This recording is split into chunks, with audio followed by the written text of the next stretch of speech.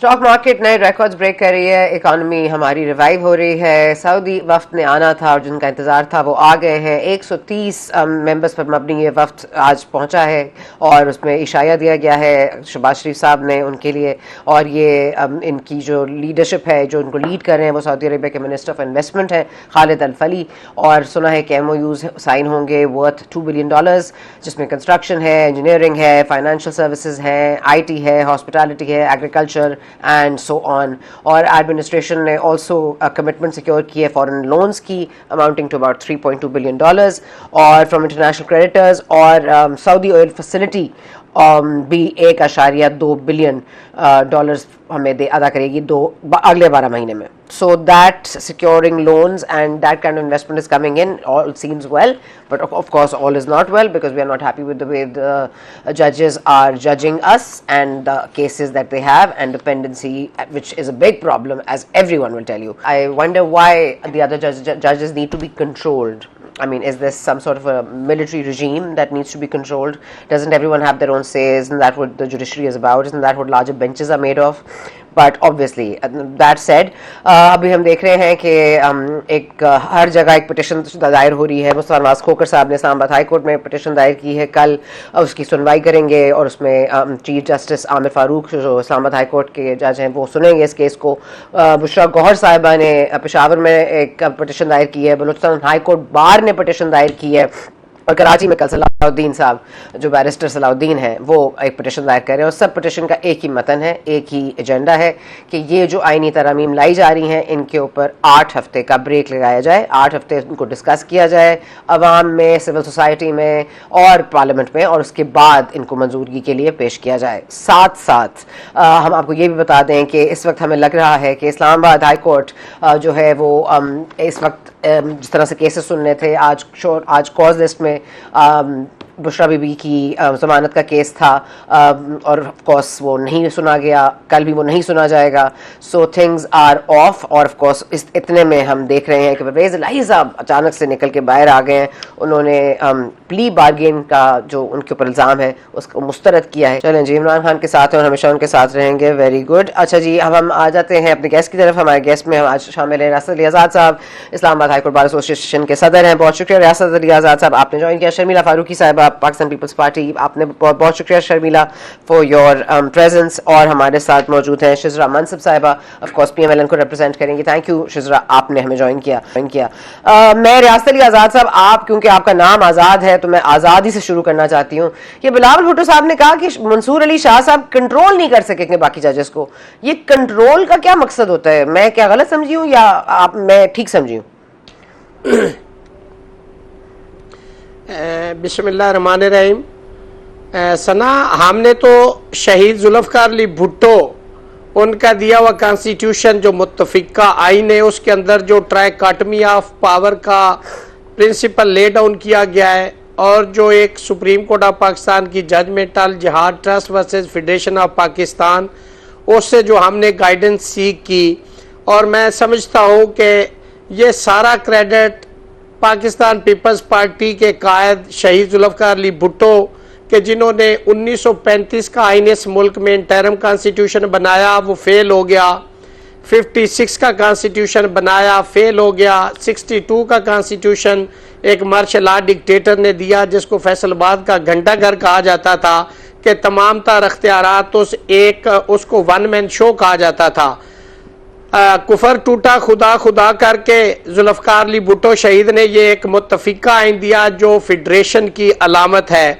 उसके अंदर जो दिया गया प्रिंसिपल, और अल जिहाद trust versus federation of Pakistan के अंदर जो प्रिंसिपल ले डाउन किया गया, मैं समझता हूं कि तमाम इदारों को अपने अपने डोमेन में रह के काम करना है। मैं माजरत के साथ ये अर्ज करूंगा, इंतहाई माजरत के साथ, कि ये नामुनासिब बात है कि पार्लियामेंट अदलिया में ट्रांसग्रेस करे, या अदलिया पार्लियामेंट में ट्रांसग्रेस करे, या एग्जेक्टिव में करे। तीनों इदारे अपने अपने डोमेन में रह के करें।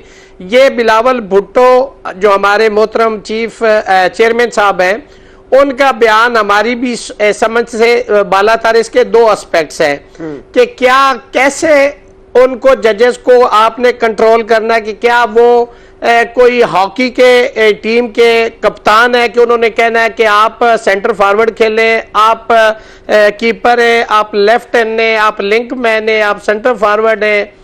ये तो नहीं है। हर जज वहां पे सिर्फ एडमिनिस्ट्रेटिव पावर चीफ जस्टिस के पास है, बाकी तमाम जजेस अख्तियारात इस्तेमाल करने के लिए for dispensation of justice they are independent, they have no authority के किसी के पास के जी वो उनको एडमिनिस्टर करे, या ऐसा वो नहीं है। सिर्फ उनका ये है कि जैसे कमेटी या बाकी प्रैक्टिस एंड प्रोसीजर के तहत, तो इसके दो मानी लिए जा सकते हैं कि क्या आप अदलिया को एक बंदे के अंडर कंट्रोल करना चाहते हैं, जो गलत है, या आप कैसे असेस कर सकते हैं, आपका डोमेन ही नहीं है कि आप कह रहे कि मंसूर शाह साहब जो हैं मोहतरम designated chief justice of supreme court of Pakistan, वो इस काबिल नहीं है कि वो इन जजेस को इकट्ठा चला के, तो भाई वहां पे तो ये किया ही नहीं जा सकता, चूंकि ये इंडिपेंडेंस ऑफ जुडिशरी का प्रिंसिपल है जिसके अंदर ये मुनासिब ही नहीं लगता। ये एडमिनिस्ट्रेटिव काम है, आपका काम है। जैसे आपने काजी फैज ईसा का नोटिफिकेशन 88 दिन पहले किया और आज मंसूर अली शाह का नहीं किया। आर्टिकल 25 अगर हुकूमत के पास इसको डिस्क्रिशन भी दे दी जाए, इसको प्रीरोगेटिव ऑफ गवर्नमेंट भी कह दिया जाए, तो इवन देन चूंकि आर्टिकल 25 कॉन्स्टिट्यूशन ऑफ 1973 ये कहता है equal treatment of law should be given to every citizen of Pakistan, nobody is above the law, तो इक्वालिटी शुड प्रिवेल। चूंकि अगर उनका किया गया तो आज ये जो हिजानी कैफियत है इनका भी नोटिफिकेशन करके इस हिजान को खत्म किया जा सकता है। ठीक है, let me just ask Sharmila Farooqui साहबा। शर्मिला फारूकी साहबा, आप समझा सकती हैं कि इस कंट्रोल का मतलब क्या होता है? बिकॉज मैं इससे दो चीजें, या तो वही जो रियासत आजाद साहब कह रहे हैं, लेकिन दूसरी चीज ये भी हो सकती है जैसे जस्टिस मुनीब अख्तर साहब को किसी बेंच का हिस्सा बनाया जाए, वो ना आए तो उनको जबरदस्ती लाया जाए, क्या इसको कंट्रोल कहते हैं? जी शुक्रिया सना साहिबा। देखिए बात यह है कि अनफॉर्चुनेटली इस वक्त जो हम आला अदलिया में देख रहे हैं, देयर इज़ अ डिवाइड। जजेस, मोहतरम जजेस की आपस के अंदर ही बहुत सारी, मैं समझती हूँ, अब मैं एक अच्छा लफ्ज़ इस्तेमाल करना चाहती हूँ because I don't want to get into any contempt of court, लेकिन हम देख रहे हैं कि मुख्तलिफ जजों की मुख्तलिफ आरा है। कोई बेंच में बैठना चाह रहा है, कोई नहीं बैठना चाह रहा, फिर खतूत लिखे जा रहे हैं एक दूसरे को, और ये जो एक पूरा एक तासुर जा रहा है अवाम में, वो यही जा रहा है कि अगर आला अदलिया के मोहतरम जज साहिबान आपस में ही हम आहंगी के साथ काम नहीं कर सकते तो हमें क्या इंसाफ फराहम करेंगे। ये एक जनरल डिस्कशन होता है पब्लिक में जब हम बाहर जाते हैं और हर कोई इस पर बात करे, विच इज़ अनफॉर्चुनेट। वो इदारा जो एक आम आदमी को इंसाफ देने का मजाज है, अगर उसके अंदर ही दरारें पैदा हो गई हैं और वो बड़े वाज़े तौर पे आ गई हैं और खुल्लम खुल्ला आ गई, तो होता है ना बंद कमरे में आप कोई इख्तलाफात हों तो आप बैठ के उनको हल कर लें, लेकिन जब आप पब्लिकली बाहर आके एक दूसरे के लिए खतूत लिखें और ऑब्जर्वेशन दें, तो फिर ये एक बहुत ही एक सीरियस सिचुएशन डेवलप हो जाती है, जो इस वक्त हो गई है अनफॉर्चुनेटली। अब बात ये है कि जस्टिस मंसूर अली शाह एक इंतहाई काबिल एहतराम और इंतहाई कॉम्पिटेंट जज हैं, इसमें कोई दो राय नहीं है, लेकिन क्या वो इस इदारे को, बिलावल भुट्टो जरदारी साहब जो कहना चाह रहे थे वो ये है कि क्या वो इस इदारे को दोबारा से समेट पाएंगे? क्या दोबारा से एक ऐसा एक जॉइंट और एक जिसे कहते हैं ना कोलैबोरेटिव जो एक एफर्ट सामने आता है और एक काम सामने आता है जो एक आला अदलिया का होना चाहिए, वो कर पाएंगे? ये उनकी एक अपनी आरा है और वो अपनी जगह ये बात करने में बिल्कुल वजह है। देखिए बात ये है बिल्कुल वजह कैसे है शर्मिला साहबा, आप जजमेंट पास कर रहे हैं बगैर उसकी क्रेडिबिलिटी देखे हुए, उनके ऐसे कौन से फैसले हैं जिसमें ये तासुर आता है, या वो कौन से बेंच का ऐसा हिस्सा रहे हैं या नहीं रहे हैं? आप लाइव टेलीकास्ट में मंसूर अली शाह साहब has been very sane voice, मैं बात ही कुछ और कर रही हूं, मैं उनके फैसलों की बात नहीं कर रही। नहीं मगर मैं ना बिलावल भुट्टो जरदारी साहब उनके फैसलों की बात कर रहे हैं, वो बात कर रहे हैं, नहीं वो बात कर रहे हैं, वो बात कर, मैं अपनी का जिस तरह मैं अपनी एक आरा दे रही हूँ। मेरी ये राय है कि जिस तरह बिलावल भुट्टो जरदारी साहब कह रहे हैं कि क्या एक बहुत ही मोहतरम जज, बहुत ही काबिल जज जो अगले चीफ जस्टिस पाकिस्तान है, क्या वो जो इस वक्त एक आपको दरार नजर आ रही, मुख्तलिफ जज साहिबान, एक डिवाइड नजर आ रहा है सुप्रीम कोर्ट के अंदर, क्या उसको दोबारा से जोड़ पाएंगे? ये एक सवाल निशान है और ये लोग इस पे बातें करते हैं, पूछते हैं।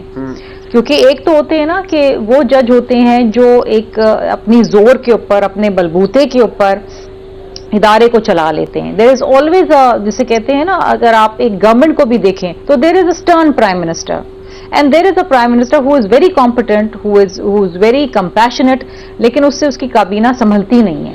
सो उनका यही था कि क्या उनकी भी शहबाज शरीफ की बात अच्छा करिए है ना, आप शहबाज शरीफ की बात तो नहीं क्या करी होगा. ना? आप शहबाज शरीफ की बात तो नहीं करी? नहीं, मैं बिल्कुल शहबाज शरीफ की बात नहीं करी, मैं एक एग्जाम्पल दे रही ठीक थी. है. और मंसूर अली शाह साहब, हम उम्मीद करते हैं कि वो एक आम आदमी को इंसाफ फराहम करने में अपना जरूर किरदार अदा करेंगे. लेकिन अगेन इस इदारे के अंदर इस वक्त जो हालिया दौर के अंदर आपको जो एक मुख्तलिफ आरा नजर आ रही है, मुख्तलिफ जजेस की एक दरार नजर आ रही है. जज कोई चीज मान रहा है, दूसरा जज नहीं मान रहा, तो ये एक बहुत ही, हमारे लिए भी एक बहुत ही तकलीफदेह सिचुएशन है. हम समझते हैं कि आला अदलिया एक पिलर ऑफ द स्टेट, और as a very important pillar of the state, जहां डाइकोटमी ऑफ पावर्स है जो कॉन्स्टिट्यूशन के अंदर भी बड़ा आया है, उसके अंदर एक इदारे में अगर आपको नजर आती है दरारें, एक किस्म की ऊंच नीच जजेस के आपस के दरमियान, तो ये कोई अच्छा सिनेरियो तो नहीं है ना सना. नहीं, ये सिनेरियो पहले भी अच्छा नहीं रहा, पहले भी अच्छा नहीं रहा. ठीक है, okay, late me just move on. ना तो इसीलिए तो जुडिशियल सऊदी डेलीगेशन आ गया, तो मैं पहले शिजरा मंसब साहिबा को आहलन वसहलन मरहबा. मैम जरा ये फरमाइएगा शिजरा साहिबा कि ये तो तकलीफ बिलावल साहब की नजर आ गई, उनकी चॉइस नहीं है मंसूर अली शाह साहब, बिकॉज वो कंट्रोल नहीं कर पाएंगे, उनकी राय है, उनकी राय में वो आजाद है. ख्वाजा आसिफ साहब कहते हैं हमारी राय ये है, कल इंटरव्यू में उन्होंने कहा कि जी वो आके उन्होंने इलेक्शन खोल लेना है, फिर हमारे इलेक्शंस को उन्होंने नल एंड वॉइड कर देना है. तो ये खौफ आपको क्यों सताता है? ये मंसूर अली शाह साहब क्या कर लेंगे, और ट्राइब्यूनल्स किस लिए है मौजूद? और जब तक आपके पास साथ इलेक्शन कमीशन आपके साथ हैंड इन हैंड है, आपका कोई क्या बिगाड़ सकता है? जी बहुत शुक्रिया सना. देखिए, ये इलेक्शन कमीशन बिल्कुल एक इंडिपेंडेंट इदारा है, और इसने अगर पूरे मुल्क में इलेक्शंस करवाए हैं तो ये तो नहीं हो सकता कि एक सूबे में इलेक्शन सही हो गए और बाकी पूरे मुल्क में जो है वो खराब हो गए. अगर केपी में ठीक हुए हैं तो पूरे मुल्क में भी ठीक हुए. जहां तक जजेस का सवाल है, देखिए पिछले दिनों में सहूलतकारी होती रही, everybody knows that, it's very openly होती रही. गुड टू सी यू भी होता रहा. जजेस ने, सुप्रीम कोर्ट के जजेस ने जो फैसले दिए, अगर उनको नहीं माना गया तो ये भी कहा गया कि शायद उन तक बात पहुंची ही नहीं, हमारा हुक्म अभी तक पहुंचा ही नहीं, इसलिए वो आ गए होंगे, वो सफर में होंगे. फिर उनका सारा दिन जजेस, अदालतें खुली रहती थी, इंतजार किया जाता था.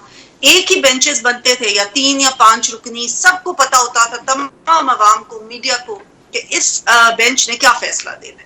फिर कई जजेस जो हैं वो तैनात किए गए JIT की रखवाली के लिए. मतलब ये बड़ी नई बातें होती रही, और एक पार्टी के लिए, एक उसके लीडर के लिए बहुत इस तरह होता था कि जैसे सारी अदालतें इंतजार करें. अब उस सहूलतकारी को देखते हुए अनफॉर्चुनेट बात है कि अदलिया के ऊपर कुछ सवालात उठे, कुछ आइन को रीराइट भी कर दिया गया, 63A को अब आके उसको ठीक किया गया, वो एक रीराइटिंग ऑफ द कॉन्स्टिट्यूशन.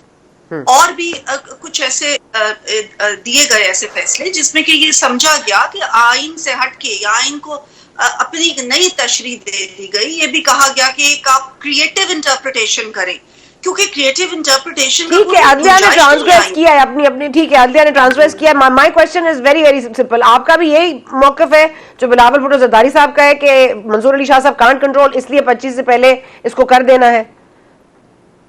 नहीं, मैं समझती हूँ एक तो बिलावल भुट्टो साहब ने खदशे किया, उन्होंने ये नहीं कहा कि ख्वाजा आसिफ साहब को खौफ क्यों सता रहा है फिर?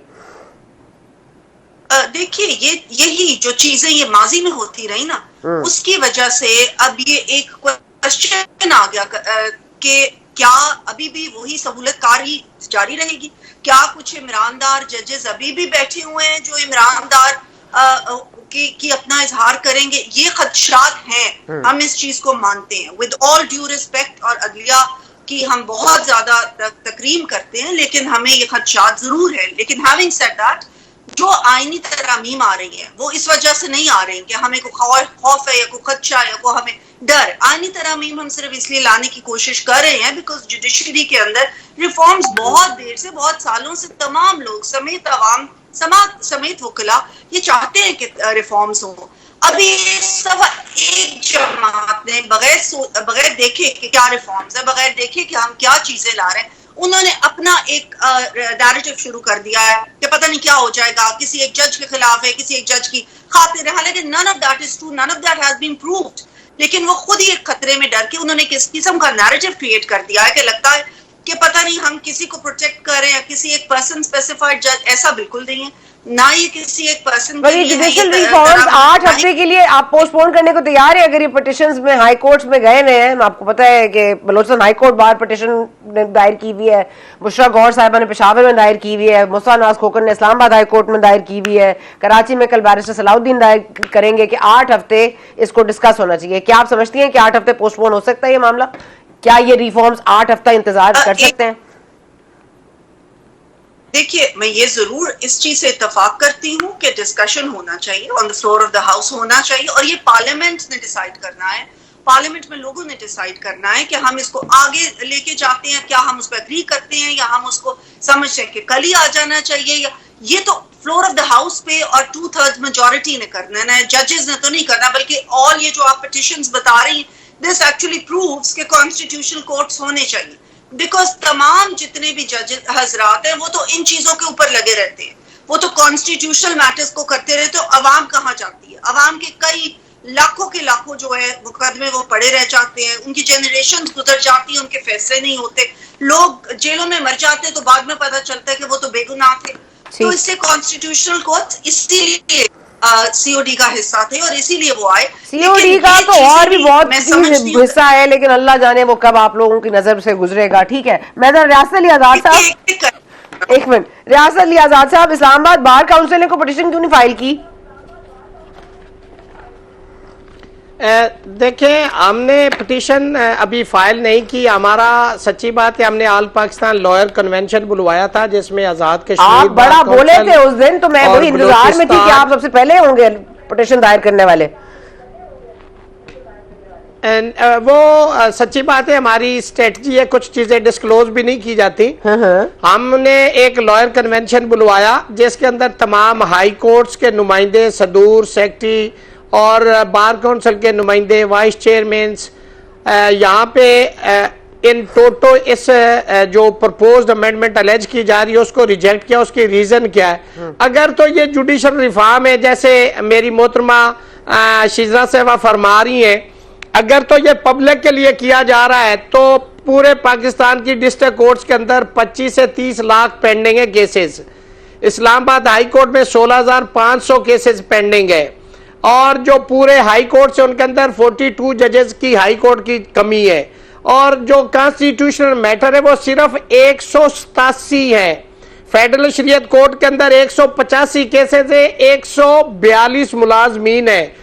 आपने उस फेडरल शरीयत कोर्ट जिसके केसेस 185 हैं टोटल, उसके लिए आपने सुप्रीम कोर्ट में एक शरीयत अपीलेट बेंच बनाया हुआ, वो भी तो कोर्ट चल रही है। 187 केसेस के लिए आप एक सुप्रा सुप्रीम कोर्ट बना रहे हैं, और इस सुप्रीम कोर्ट को आप ताले लगाना चाह रहे हैं। कैसे?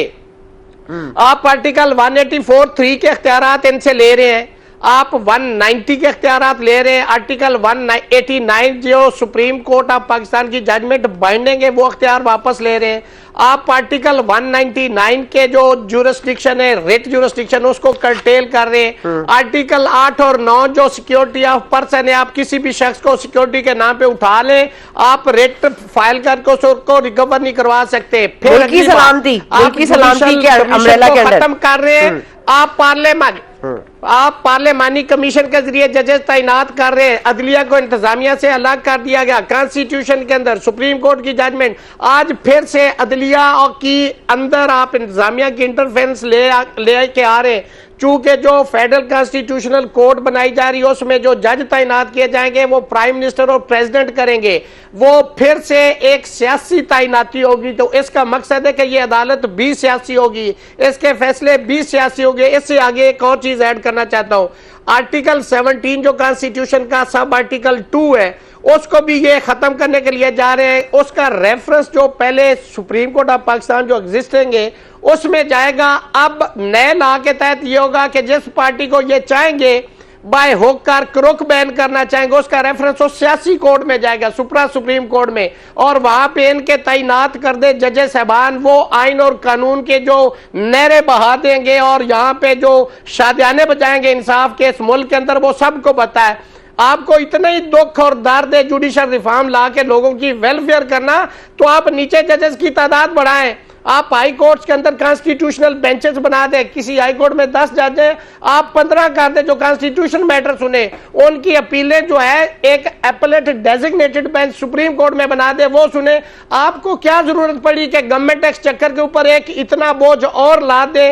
इस गरीब कौम को जूते नहीं मिलते, खाने को डिस्प्रिन और टेबलेट नहीं मिलती। आपने अपना काम पार्लियामेंट ने लोगों की वेलफेयर करना छोड़ दिया, आप सुप्रीम कोर्ट को ठीक करने के लिए चल पड़े। यासर अली आजाद साहब, मेरी बात तो सुने, पैशनेटली बोलना शुरू होते हैं तो रुकते नहीं। आप मेरी बात सुने, मुझे बताएं, इस्लामाबाद बार काउंसिल ने जो तजावीज दी हैं, आप उनसे एग्री करते हैं?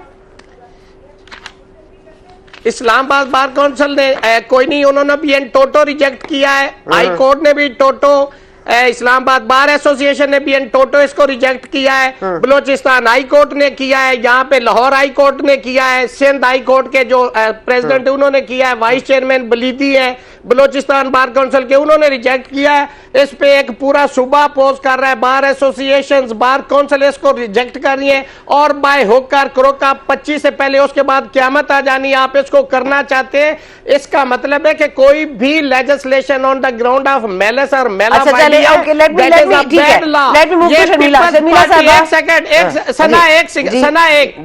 एक चीज, मैं इस मुल्क के अंदर एक बुनियादी तौर पे अगर कोई पॉलिटिकल पार्टी या पॉलिटिकल विजडम रखने वाली पार्टी है, वो पाकिस्तान पीपल्स पार्टी, जिसको हम हमेशा प्रेज करते हैं, उसकी डेमोक्रेटिक सोच, उन्होंने कभी पॉलिटिकल विक्टिमाइजेशन नहीं की। अगर वो आज इस प्रपोज्ड अमेंडमेंट के पीछे है तो हमें उस पर भी अफसोस है। हमने तो जुल्फकार अली भुट्टो के फॉलोअर हैं, हम तो जुल्फकार अली भुट्टो ठीक हो गया।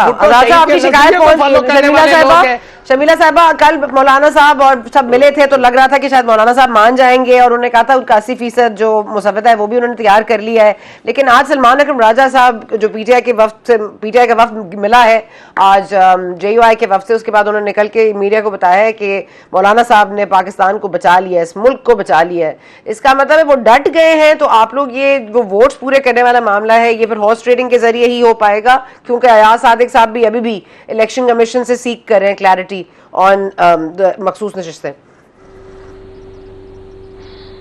देखिए सना, 2-3 बातें। पहली बात तो ये है कि इस कॉन्स्टिट्यूशनल पैकेज में और बिलखुसूस फेडरल कॉन्स्टिट्यूशनल कोड के ऊपर सियासत ना की जाए। ये जो एक एंटी फाइज ईसा जो एक एजेंडा लेके कुछ लोग चल रहे हैं ना, उसके चक्कर में ये एक जुडिशल रिफॉर्म को कंट्रोवर्शियल बनाने की कोशिश कर रहे हैं। अभी जो मेरे भाई बात कर रहे थे, माहिर कानून है कि जी ये हमला हो रहा है, ये फलां कर रहा है, गला दबा दे जा रहा है, सुप्रीम कोर्ट को फारिग किया जा रहा है। फारिग कैसे किया जा रहा है? सुप्रीम कोर्ट के पास तो हज़ारों की तादाद के अंदर क्रिमिनल केसेस पेंडिंग हैं, इनहेरिटेंस के केसेस पेंडिंग हैं, सिविल केसेस पेंडिंग हैं, अपील्स पेंडिंग हैं। ये काम नहीं है, ये आवाम का काम नहीं है, ये काम इस सुप्रीम कोर्ट का नहीं है कि वो लोगों को इंसाफ दे। जहां तक जजेस की तैनाती का ताल्लुक है कि जी स्ट्रेंथ बढ़ाई जाए, बिल्कुल बढ़ाई जाए, वो भी बढ़ानी चाहिए। हम इस बात पे भी समझते हैं कि काम होना चाहिए। और ये जो फेडरल कॉन्स्टिट्यूशनल कोड का मामला है, ये कोई आज का तो नहीं है। ये तो 2006 के अंदर शहीद मोहतरमा बेनज़ीर भुट्टो साहिबा और मियां मोहम्मद नवाज शरीफ की जो एक मुआहदा हुआ था, जो जिसका नाम चार्टर ऑफ डेमोक्रेसी था, उसके अंदर ये तय पाया था। उस वक्त से कोशिशें जारी हैं। अनफॉर्चुनेटली हर बार कोalition गवर्नमेंट रही, नहीं बन पाया, नंबर्स पूरे नहीं होते, तो इस दफ़ा भी ऐसा ही कुछ मामला हो रहा है। फिर 2024 के मंशूर के अंदर पाकिस्तान पीपल्स पार्टी ने अगेन फेडरल कॉन्स्टिट्यूशन कोड की बात की है, तमाम सूबों की नुमाइंदगी की बात की है। क्यों ना हो जी, सारे शर्मिला साहिबा, सॉरी आपकी एक बात काट रही हूं, सिर्फ आईनी मामलात को लेकर बैठ जाएगी तो आम आदमी कहां से इंसाफ लेने जाएगा? सना, आपको एक चीज मालूम है? मैं एक चीज कहना चाहती हूँ, आपको पता है ये जो इलीगल जिरगा सिस्टम इस मुल्क के अंदर राइज हो गया है, क्यों हुआ है? क्योंकि जो आपकी फॉर्मल जुडिशियल सिस्टम है that is fail to deliver to the common man. ठीक है, लोग क्या कहते हैं जी, जिरगे पे चले जाओ, जल्दी फैसला भी हो जाएगा, पैसे भी खर्च नहीं होंगे। ये अभी 2 हफ्ते पहले सुप्रीम कोर्ट ऑफ पाकिस्तान ने, चीफ जस्टिस साहब ने एक 26 साल पुराना केस इनहेरिटेंस का, एक बेवा का फैसला किया। 26 साल से वो बेवा अपने इनहेरिटेंस राइट्स के लिए लड़ रही थी, 26 साल बाद। Is this normal? ये कोई इंसाफ है? दुनिया के 77 मौजूद ममालिक के अंदर कॉन्स्टिट्यूशनल कोर्ट है। क्या उन तमाम इंडिपेंडेंस पे हमला कर दिया है? जल्दी जल्दी शर्मिला आप अपना पॉइंट फिनिश कर लेंगे, क्योंकि सलमान अकरम राजा सिंह के मौलाना ने बचा लिया है, और अगर अब वोट्स पूरे हो जाएंगे आपको लग रहा है, क्योंकि अभी भी कहा जा रहा है कि 7 MNAs शॉर्ट है। देखिए सना, मौलाना साहब in principle agrees to the establishment of a constitutional court, वो इस बात से राजी हैं। हाँ, उसकी मॉडलिटीज के ऊपर डिफरेंस ऑफ ओपिनियन हो सकता है, वो that can be thrashed out. देखिए, ये अच्छी बात है कि इसके ऊपर एक कंसेंसस डेवलप हो रहा है। चेयरमैन बिलावल भुट्टो जरदारी साहब तो बार काउंसिल से जाके खिताब कर रहे हैं, उनके कंसर्न्स का जवाब दे रहे हैं, इंटरव्यूज दे रहे हैं, he is engaging the civil society, the lawyers, the bar and the bench. ये एक अच्छी चीज है, इसमें कोई जल्दबाजी नहीं होनी चाहिए। देखिए, कॉन्स्टिट्यूशनल अमेंडमेंट है, कोई मजाक नहीं है, और ये वक्त की जरूरत है। देखिए, जिस तरह मैं पहले बात कर रही थी कि दुनिया के 77 ममालिक के अंदर कॉन्स्टिट्यूशनल कोर्ट है जो कॉम्प्लेक्स कॉन्स्टिट्यूशनल मैटर्स को देखता है। इसका मतलब ये नहीं है कि आप सुप्रीम कोर्ट के इख्तियारात ले रहे हैं, बल्कि इंटर्न आप सुप्रीम कोर्ट के ऊपर जो बर्डन है एक्स्ट्रा केसेस का, उसको हटा रहे हैं, और सुप्रीम कोर्ट को वक्त दे रहे हैं कि आप सिविल और क्रिमिनल मैटर्स को डील करें, जो एक वक्त की जरूरत है, एक आम आदमी की जरूरत है। ठीक है। तो इस तरीके से इस पर सियासत करना ये बहुत गलत बात है। अब अगर वही बात है ना कि अगर आपको कोई जज पसंद नहीं है और आप उसके ऊपर उस एजेंडे के ऊपर चल पड़े हैं कि आपने हर चीज जो अच्छी भी हो रही है उसके खिलाफ बात करनी है, तो फिर तो ये आप कौम की खिदमत नहीं कर रहे ना, ये आप आवाम के साथ एक अच्छा काम होने जा रहा है, अच्छा काम होने जा रहा है, दलाइल से उसको उस पर बात करें। सॉरी शर्मिला, वेरी क्विकली ये बताइएगा कि अगर सिर्फ आईनी कोर्ट्स वाला मामला आए कि सिर्फ आईनी कोर्ट्स होंगी, ठीक है, इसके ऊपर सबकी एग्रीमेंट हो जाए और मोडालिटीज 25 के बाद हो जाएगी, is that possible? Why not? इसमें जल्दबाजी क्या है? 25 से पहले और 25 के बाद हो। ठीक है शिजरा, तारीख का क्या मसला है? तारीख का कोई मसला नहीं। ठीक है शिजरा, आप क्या कहेंगी कि हो जानी चाहिए सब चीजें, या मौलाना साहब ने जिस तरह कहा था कि एक इसको 2 हिस्सों में डिवाइड कर लेते हैं, पहले सिर्फ कॉन्स्टिट्यूशनल कोर्ट्स के ऊपर एग्री कर लेते हैं, उसके बाद उसकी मोरालिटीज पर बात कर लेंगे? देखिए, हुकूमत और हमारी जितनी इत्तेहादी जमातें हैं, we are open to discussion, we do want a broad consensus, इसको बहुत जरूरी है। अभी आजाद साहब ने जो सारी बातें की, देखिए ये तो एक मफरूजे है ना कि ये सारी चीजें हो रही हैं और बगैर देखे जो फाइनल हुआ है, और अभी वो फाइनल भी जब होगा फिर भी वो पहले कैबिनेट में जाएगा, फिर वो असेंबली पे, हाउस ऑफ द फ्लोर पे आएगा, वहां पे भी डिस्कशन होगी। तो इसको ऑलरेडी कह देना कि ये नहीं होना चाहिए, ये होना चाहिए, जैसे कि शर्मिला साहिबा ने कहा कि ऑलरेडी बार्स के साथ भी इस चीज के बारे में बात की जा रही है, और मैं तो ये भी कहूंगी कि जो अपोजिशन है उसको भी आना चाहिए पार्लियामेंट में, आके अपने जो तहफ़्फ़ुज़ात है वो बयान करने चाहिए वहां पे। अब उन्होंने पार्लियामेंट्री पार्टी को बॉयकॉट कर दिया, क्यों? अगर वो सड़कों की सियासत सिर्फ करते रहेंगे तो किस तरीके से पार्लियामेंट को मजबूत किया जा सकता है? लेकिन अनफॉर्चुनेटली ये जो ऑपोजिशन है, ये सिर्फ सड़कों के पे इंतशार फैलाने और बदअमनी फैलाने में बिलीव करती है। वो बिल भी बना रही है आपके खिलाफ, कई दिनों में रही बिल भी गंडापुर साहब बना रहे हैं। आपने जो नुकसानात तो गाड़ियों के किए हैं और जो आपने उनका खैर वक्तों का हाउस सील किया है, उसके बिल देने की भी अदायगी आपके पास आने वाला बिल। जी देखिए, गंडापुर साहब ने तो खैर he has crossed all limits. एक चीफ मिनिस्टर का ये सारा कुछ करना और यलकार करना, एक पुलिस फोर्स को दूसरे पुलिस फोर्स के आगे खड़े कर देना, एक सूबे को वफाक के आगे खड़े कर देना, I think he has crossed all limits. आज तो आईजी के पावर्स भी उन्होंने खुद वापस ले लिए हैं। एक आईजी के खिलाफ खैर नारे लगा रहे हैं और एक आईजी जो अपना है उसके पावर्स ही वापस ले लिए हैं। There goes Imran Khan Tehreek Insaf. Okay, हाँ जी शजरा, जब इनकलाब का वक्त आता है तो छुप जाते हैं, जब अपने लोगों को लीड करने का वक्त आता है तो उनको छोड़ के खुद छुप जाते हैं। वो बेचारे यारों मदद, लेकिन छुपने में मदद कौन करता है शजरा? छुपने में मदद कौन करता है? अब ये तो गंडापुर साहब भी बता सकते हैं। ठीक है, बट आई थिंक इनको आना चाहिए और आके पार्लियामेंट पार्टी में आके अपने जो भी उनका मौक़िफ़ है वो बयान करना चाहिए, ताकि सबके कंसेंसस के साथ ये आईनी आए। और इनके साथ जो भी आईनी तरामीम के ऊपर जो सारी ये सियासत हो रही है, I think it's very unfortunate. It's very unfortunate, ठीक है, बट वो संडे को ये लाया गया और जिस वांटे तरीके से उस दिन पूरा एक सीन बनाना, I think that left a bitter taste in everyone's mouth. Shizra, it could have been managed better, नहीं?